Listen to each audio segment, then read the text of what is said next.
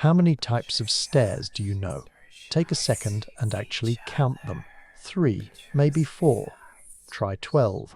And this man is about to experience all of them in the next 16 hours. This is Marcus, 32 years old. Software engineer, lives in the city, takes the same subway every morning, drinks the same coffee, lives the same life most of us do. Unremarkable, predictable, safe. But today, something's going to change. Not because of anything dramatic, not because of some earth-shattering revelation, but because Marcus is finally going to pay attention to something that's been happening his entire life. Something so fundamental to human existence that we stopped noticing it centuries ago. He's going to learn the 12 languages of the stair. And by the time the sun sets, he'll never see human interaction the same way again. His education starts now. 7:43 in the morning, downtown subway, Tuesday. Marcus stands near the door, scrolling through his phone like everyone else. The train lurches. He looks up, and directly across from him, maybe 6 feet away, a man is staring at him. Not glancing, not looking. Staring. Hard. Unblinking. Eye contact that feels like a physical weight pressing against his chest. Marcus's first instinct is to look away, but something stops him. Pride, maybe. Stubbornness. He holds the gaze. 3 seconds. 4, 5. The air between them feels charged. Hostile. The man's eyes don't waver, don't soften, just bore into Marcus with an intensity that makes his stomach tighten. Finally, Marcus breaks, looks down at his phone, feels his heart hammering, feels something primal, an uncomfortable churning in his gut. What the hell was that? That feeling in Marcus's gut? That's millions of years of evolution screaming at him. What he just experienced was stair number 1, the dominant stair, the challenge, the primate power play that happens in subway cars and boardrooms and bars every single day. And here's what Marcus doesn't know yet. Over the next 16 hours, he's going to encounter 11 more types of stairs. Each one will reveal something different. About power, about desire, about fear, about the hidden language we've all forgotten how to read, the woman who makes his heart skip, the child who won't look away, the boss who weaponizes eye contact. And later tonight, someone who can't meet his gaze at all, someone whose avoidance will tell him everything he needs to know. By the time this day ends, Marcus will understand something that changes everything. But first, let's understand what just happened on that subway. When that stranger locked eyes with Marcus, both of their brains lit up like Christmas trees. The fusiform gyrus activated, processing facial features. The amygdala kicked in, assessing threat levels. The superior temporal sulcus started analyzing intentions. All of this in microseconds, all of this unconscious. In primate societies, chimps, gorillas, our closest relatives, sustained eye contact is a dominant signal. It's a challenge. It says, I don't accept your authority. And it usually ends with one of 2 outcomes, submission or violence. That response is hardwired into Marcus's neural architecture. When someone stares at him beyond 3 or 4 seconds, his nervous system interprets it as potential threat. His heart rate increases, his skin conductance spikes. His body prepares for confrontation. The man on the subway wasn't consciously trying to intimidate Marcus. He might not have even realized how long he was staring. But the signal was sent. The message was received. And Marcus lost that silent battle by looking away first. Stair number 1, dominance. Check. Marcus exits at his stop, shaken in a way he doesn't quite understand. He needs coffee, needs to reset. There's a cafe 3 blocks from his office that makes his usual order without him having to speak. Routine. Comfort, predictability. He walks in, orders, waits by the counter. And that's when he sees her. She's sitting by the window, laptop open, coffee cup in hand. Brown hair pulled back, concentrating on her screen. Nothing extraordinary about the moment, nothing that should make Marcus's attention stick. But then she looks up, and their eyes meet. 3 seconds becomes 4, becomes 5. But this time, it feels completely different. There's no threat here, no challenge. Just connection, recognition of something unspoken. She smiles. Just slightly, just enough. Marcus feels his pulse quicken, but not from fear. from something else entirely. Something that makes him want to hold the gaze longer, to see where this moment goes, to... He panics, looks away, grabs his coffee and practically runs out the door. 3 blocks later, he's cursing himself. What was that? Why did he run? What Marcus just experienced was stare number 2, the attraction stare, and what happened in his brain during those 5 seconds was extraordinary. When he locked eyes with that woman, their neural activity began to synchronize.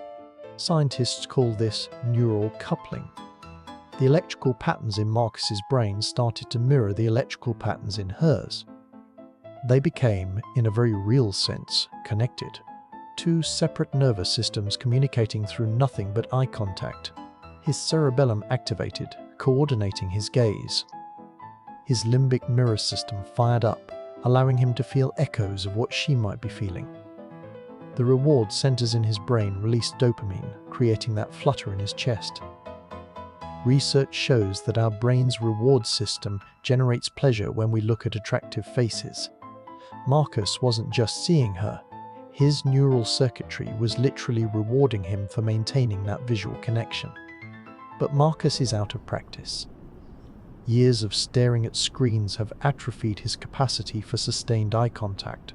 That moment of connection felt so intense, so vulnerable, that his anxiety overwhelmed his desire. So he fled. And now he's walking to his office, wondering if he just missed something important. Stare number 2, attraction. Experienced and fumbled. 4 more stairs to go before lunch. Let's keep moving. On the sidewalk, Marcus passes a man talking loudly on his phone. Obnoxiously loud. The kind of volume that makes everyone around him an unwilling participant in his conversation. Marcus catches himself staring, not at the man's face, at him. With judgment. With irritation. With that look that says, "Really? Right here? Right now?" The man notices. Glares back. Marcus looks away quickly. Stare number 3, the judgment stare. The assessment. The social evaluation we do 100 times a day without realizing it. Marcus walks past a park. A small child, maybe 4 years old, is sitting on a bench with her mother. The child's head turns as Marcus passes, and then she just stares. Unblinking. Curious. No self-consciousness. No social filter. Just pure, innocent observation. Marcus smiles at her. She doesn't smile back. Just keeps staring. Like he's the most fascinating thing she's seen all morning. Her mother notices, apologizes. Sorry, she does this to everyone.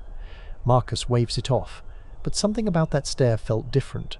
Clean, honest. Stare number 4, the innocent curiosity stare. Before we learn that staring is rude. Before we develop all the complicated social filters that make adult eye contact such a minefield.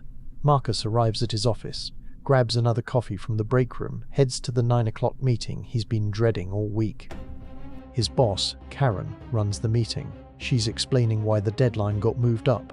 Again, why the team needs to work harder, faster, better. And while she talks, she uses something Marcus has never consciously noticed before, the power stare. When she speaks to the group, her gaze is soft, inclusive. But when someone questions her decision, she locks onto them. Her eyes narrow, her expression hardens, and she doesn't look away until they do. Marcus watches her deploy this weapon 3 times in 20 minutes. Each time, the person being stared at backs down, stumbles over their words, submits. When Marcus asks about resources, she turns that gaze on him. And suddenly he understands what he saw on the subway that morning. This is the same stare, just better refined, more socially acceptable. But underneath, pure dominance. He feels his throat tighten. His question trails off. She nods, satisfied, and moves on. Stare number 5, the professional intimidation stare. The workplace dominance hierarchy made visible. 3 down by lunch, 7 more by dinner, and the hardest ones are still coming. Afternoon drags. Marcus tries to work but keeps replaying the moments from his morning. The subway, the cafe, the meeting, each stare revealing layers of human interaction he'd been blind to. Around 4 o'clock he meets his friend Jake for coffee. They're talking about the usual stuff, work, sports, weekend plans. But Marcus notices something. Every time Jake talks about his ex-girlfriend, his eyes shift, down, away, anywhere but at Marcus. Stare number 6, the avoidance stare. The gaze that won't land because the truth is too uncomfortable to face while making eye contact. That evening, Marcus walks through the grocery store. An elderly woman in the produce section is staring at the tomatoes with an expression of pure confusion. Lost, disoriented. Marcus recognizes that look. His grandmother had it before she passed. The stare of someone whose mind isn't entirely present anymore. Stare number 7, the confusion stare. The gaze that searches for something that isn't there anymore. In the checkout line, the teenager bagging his groceries barely looks at him. Quick glances. Never full eye contact, the kind of active avoidance that signals social anxiety, discomfort with human connection. Stare number 8, the anxious avoidance stare, different from Jake's discomfort. This is fear of the interaction itself. Marcus carries his groceries home, checks his phone. 3 texts from his girlfriend Sarah. They're supposed to have dinner tonight. They need to talk, she'd said that morning. Those 4 words that never mean anything good. He arrives at the restaurant first, orders wine, waits, tries not to catastrophize. Sarah arrives, sits down, and immediately Marcus notices her eyes. How they land on him for a moment, then slide away. How she looks at the menu longer than necessary. How she finds reasons to glance at other tables, at her phone, at anything but him. The avoidance stare again, but different from Jake's. This is loaded with something heavier.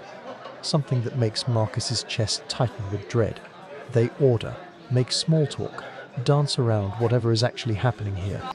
And then Sarah takes a breath, looks down at her wine glass, and says the words that Marcus already knew were coming. I think we need to take a break. Marcus stares at her, really stares, trying to read her face, trying to understand. Why? She finally looks up, meets his eyes, and in her gaze Marcus sees everything. Sadness, guilt, resolution, the decision already made. This conversation just a formality. Stare number 9, the resignation stare. The look of someone who's already grieving something that hasn't officially ended yet. It's not working, she says. You know it's not working. Marcus feels anger rising. So that's it. You just decide we're done? His voice is louder than he intended. People at nearby tables glance over. Sarah's eyes widen slightly, then harden. And there it is. Stare number 10, the anger stare. The flash of defensive hostility that says, don't make this harder than it needs to be. Don't do this, she says quietly. Don't make me the villain. Marcus opens his mouth, closes it, because she's right. This has been dying for months. They both knew it. He just wasn't ready to admit it. He looks at her again, really looks. And this time, he sees past the anger and resignation. He sees the person he spent 3 years with, the person who's also hurting, also scared. Also not sure if this is the right decision, but making it anyway, because staying feels worse. Stare number 11, the compassionate stare. The gaze that acknowledges shared pain, that recognizes humanity in the midst of hurt. They don't say much after that, they split the check, hug awkwardly. Promise to talk soon, a promise they both know is a lie. Marcus walks home alone. The city feels different at night. Colder, more honest. He thinks about his day. About all the ways people looked at him and each other. How much information passed between eyes without a single word spoken. He passes the cafe from this morning. Through the window, he sees her, the woman from earlier. Still there, or maybe back again, still working on her laptop. For a moment, Marcus considers walking past, going home. Ending this day the way it seems determined to end, with loss and loneliness and the quiet ache of things falling apart. But something stops him. He walks in, orders a coffee he doesn't need, and when she looks up, when their eyes meet for the second time today, he doesn't run. He holds her gaze. 3 seconds, 4, 5.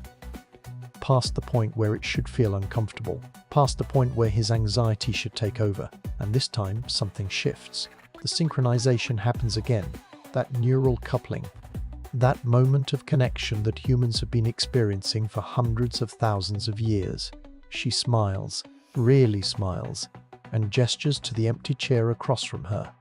Marcus sits down. And for the first time all day, eye contact doesn't feel like a battle or a threat or a burden.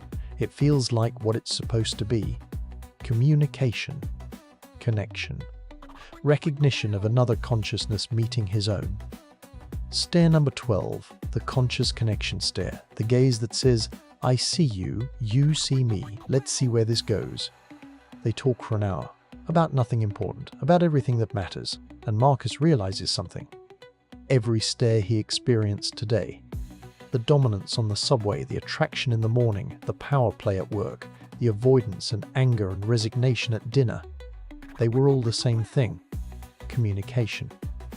Information being transmitted through the oldest channel humans possess. We stopped paying attention. We buried our faces in screens. We forgot how to read the language that predates speech itself. We lost the ability to see what's happening in the space between eyes meeting. But it's still there, still happening. Every locked gaze a conversation. Every prolonged look a transfer of information. Every moment of eye contact a window into someone's internal state. Marcus walks home later that night with her number in his phone and a different feeling in his chest. Not happiness exactly. His relationship still ended. That pain is still real. But something else. Understanding maybe. Awareness of the invisible threads connecting every human being who locks eyes with another. The neural synchronization. The ancient circuitry. The primate dominance plays and attraction signals and vulnerability that comes with really seeing another person. His day started with a challenge, a stare that made him feel threatened and small. It ended with a connection, a stare that made him feel human. 12 types of stares, 12 different forms of communication. And Marcus experienced every single one in 16 hours. The question is, how many of these stares are you noticing? How many moments of connection are you missing because you're not paying attention? Because here's the truth that Marcus learned today. Every time someone looks at you, really looks at you, something is being communicated. Dominance or attraction. Curiosity or fear. Anger or compassion. The message is always there, you just have to know how to read it. And now you do.